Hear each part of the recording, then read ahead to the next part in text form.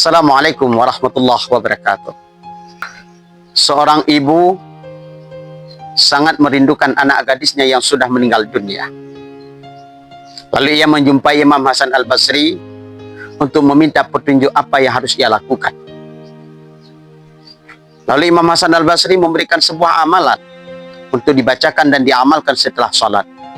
Insya Allah beliau akan melihat, akan berjumpa dengan anaknya di dalam mimpi. Sang ibu pun mengamalkan amalan tersebut. Dan pas tepat di malam harinya, sang ibu bermimpi. Dia melihat anaknya. Akan tetapi, kondisi anaknya sangat disayangkan dan sangat mengerikan. Di mana anak perempuannya dipakaikan baju dari neraka oleh Allah. Tangan dan kakinya terikat dengan rantai neraka. Lalu sang ibu terbangun dari tidurnya. Dan keesokan harinya ia cepat-cepat berjumpa dengan Imam Hasan Al-Basri dan menceritakan kondisi anaknya. Lalu Imam Hasan Al-Basri memberikan saran kepada ibu tersebut agar memberikan sedekah dan diniatkan pahala untuk anaknya.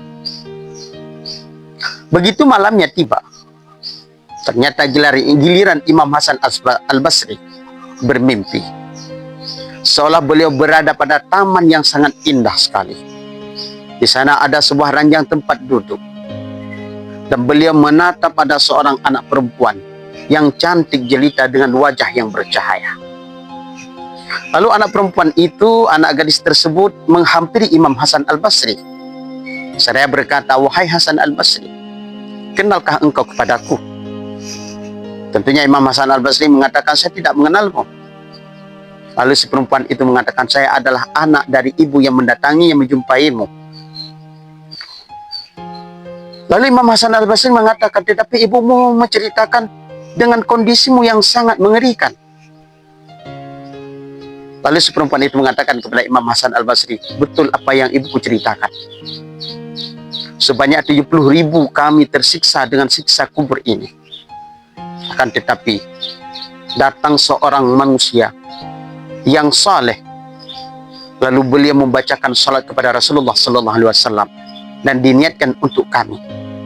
Maka dengan salawat itulah oleh Allah Subhanahu wa Ta'ala membebaskan 70.000 kami ini daripada siksa kubur."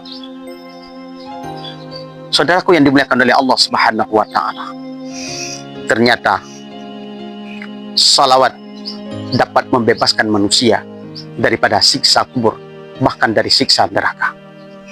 Kita sedang tidak berdalil dengan mimpi, tetapi di sini kita ingin mengajak kita semua, marilah belajar dari kisah hikmah ini.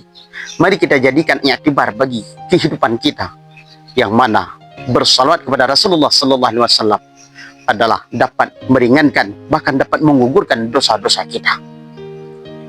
Pun Allah Subhanahu wa Ta'ala memerintahkan kepada kita untuk bersalawat kepada Rasulullah SAW. Ya ayyuhalladzina amanu sallu alaihi wasallimu taslima. Wahai orang-orang yang beriman, bacakanlah salawat untuk nabimu dan ucapkanlah salam untuknya. Ibadah yang paling ringan, yang tidak membutuhkan pengeluaran harta dan tidak perlu mengorbankan tenaga, tetapi mendapat pahala yang luar biasa, yang pasti Allah berikan pahala itu adalah salawat kepada baginda Nabi Sallallahu Alaihi Wasallam. Nabi mengatakan dalam sebuah hadis, barang siapa membacakan salat untukku 1 kali, Allah bersalawat untuknya 10 kali. Barang siapa membaca salat untukku 10 kali, Allah membacakan salat untuknya 1000 kali. Barang siapa membacakan salat untukku 1000 kali, maka tempatnya adalah surga Jannatul Na'im. Lalu sahabat bertanya kepada Rasulullah, "Ya Rasulullah, termasukkah orang-orang yang ketika membacakan salat kepadamu tetapi hatinya lalai, tidak hadir kepadamu?" Baginda Nabi mengatakan, mereka pun akan mendapatkan pahala dari Allah Subhanahu wa Ta'ala. Subhanallah, betapa agungnya salawat ini. Maka dari itu, marilah jadikan diri kita ini orang yang cinta kepada salat kepada Rasulullah. Jadikanlah diri kita ini orang yang merindukan Rasulullah SAW dengan membacakan salat kepadanya. Mudah-mudahan kita akan dipertemukan oleh Allah Subhanahu wa Ta'ala dengan baginda Nabi kelak di yaumul qiyamah dan kelaknya di dunia ini, walau hanya lewat mimpi. Mudah-mudahan bermanfaat bagi kita semua. Assalamualaikum warahmatullahi wabarakatuh.